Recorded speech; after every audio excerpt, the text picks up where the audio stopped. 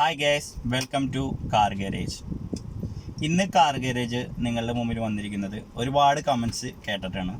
അതായത് ഞാനൊരു ഞാനൊരു സെന്ന് റീസ്റ്റോറേഷൻ ചെയ്തിട്ട് ഒരു വീഡിയോ ഇട്ടിരുന്നു.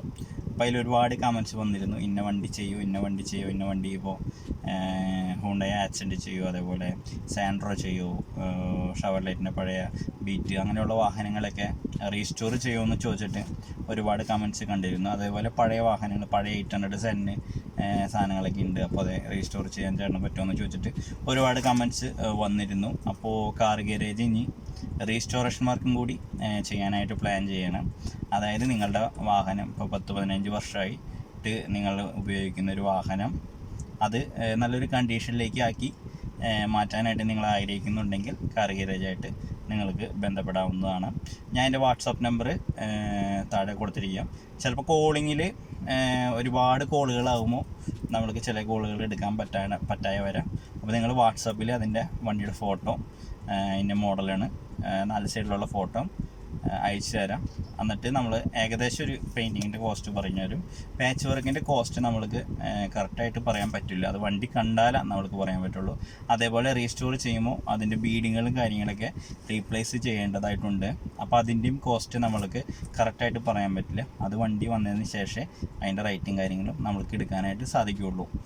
ഇപ്പോൾ ഏകദേശം ഇപ്പോൾ മാരുതി വാരിയുള്ള വാഹനങ്ങളാണെങ്കിൽ ഏകദേശം റേറ്റൊക്കെ നമ്മൾക്ക് പറയാൻ പറ്റും. ഇപ്പോൾ നിലവിലുള്ള വാഹനങ്ങൾ, ഇപ്പോൾ ഓടിക്കൊണ്ടിരിക്കുന്ന വാഹനങ്ങളൊക്കെ ആണെങ്കിൽ ഏകദേശം റേറ്റ് നമ്മൾക്ക് പറയാനേ സാധിക്കുകയുള്ളൂ.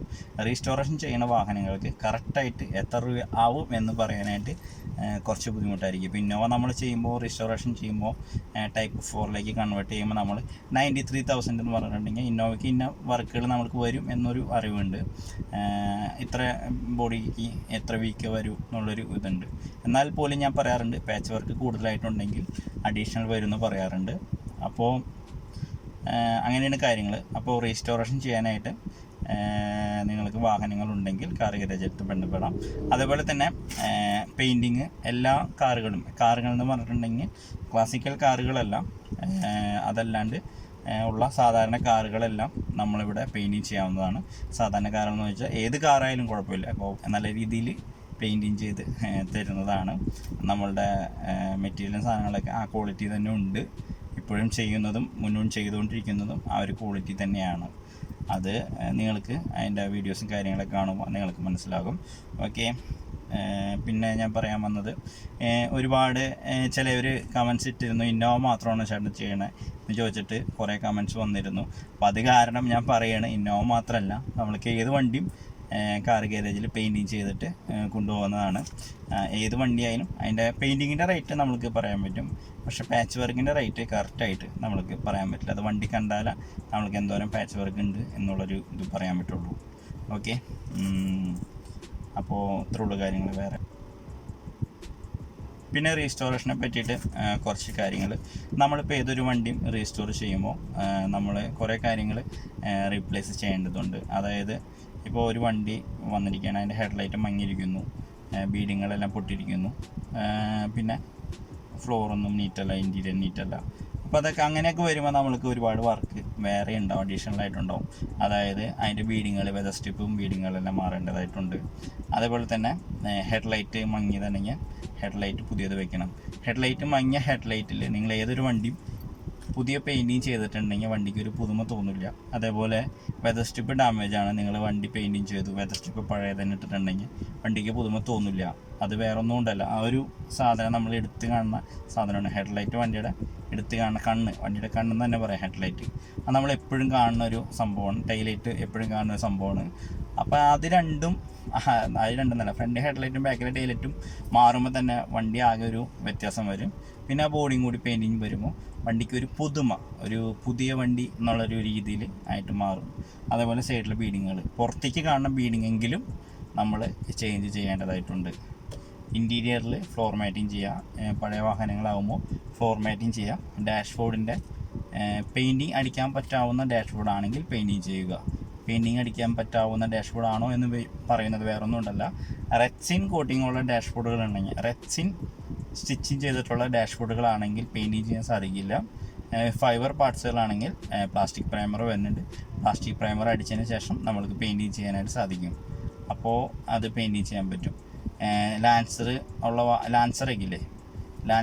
ഉള്ള ആ വാഹനങ്ങളൊന്നും പെയിൻറ്റിങ് ചെയ്യാൻ സാധിക്കില്ലെന്ന് തോന്നണം. കാരണം അതിന് റെക്സിൻ ടൈപ്പാണ് അതിൻ്റെ ഡാഷ്ബോർഡ്. ചില സ്ഥലങ്ങളിൽ റെക്സിൻ ടൈപ്പാണ് വരുന്നത്.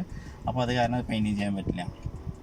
അപ്പോൾ അങ്ങനെ ചെറിയ ബീഡിങ്ങൾ ക്ലിപ്പുകളൊക്കെ പുതിയത് യൂസ് ചെയ്തിട്ടുണ്ടെങ്കിൽ വണ്ടി മൊത്തത്തിൽ ഒരു ചേഞ്ച്, നിങ്ങളുടെ 15 വർഷം നിങ്ങൾ യൂസ് ചെയ്തിട്ട് ഉള്ള വണ്ടി വീണ്ടും പുതിയതാക്കി നിങ്ങൾക്ക് മാറ്റാവുന്നതാണ്.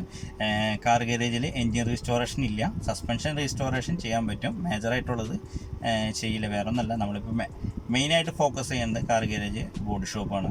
അപ്പോൾ ബോഡി ഷോപ്പിലെ വർക്കാണ് ഇപ്പോൾ കൂടുതൽ ചെയ്യണത്. മെക്കാനിക്കൽ വർക്ക് ചെയ്യും. നമ്മളിപ്പോൾ ഒരു പുതിയ ഗാരേജ് എടുത്തിട്ടുണ്ട്, അവിടേക്ക് മാറ്റി മെക്കാനിക്കൽ വർക്ക് ചെയ്യാനായിട്ട് കുറച്ച് ടൈം വരും.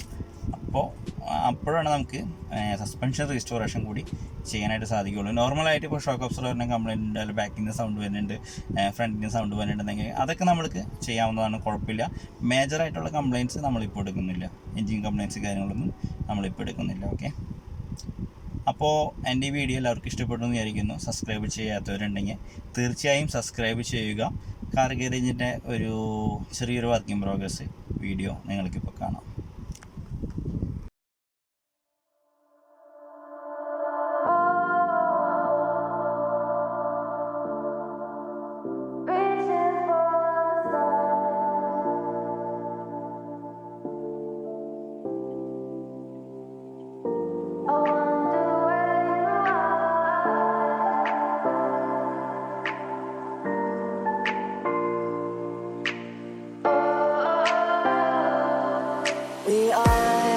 We are dreaming in the dark. We are nothing more than dust.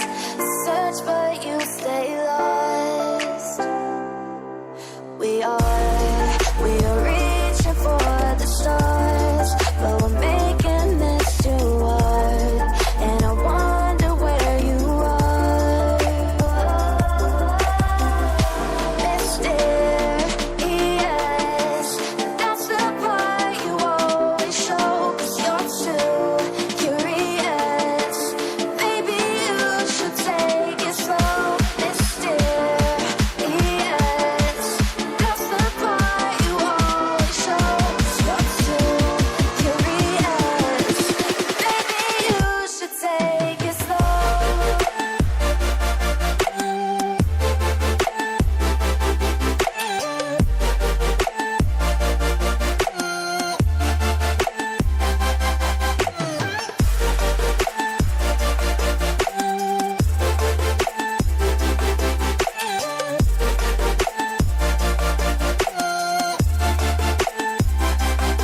We're dreaming in the dark. We are nothing more than dust. You search but you stay lost. We are reaching for the stars, but we're making this too hard. And I wonder where you are, mysterious. That's the part you always show, 'cause you're too curious. Maybe you should take it slow, mysterious. That's the part you always show, 'cause you're too curious. Maybe you should take it slow.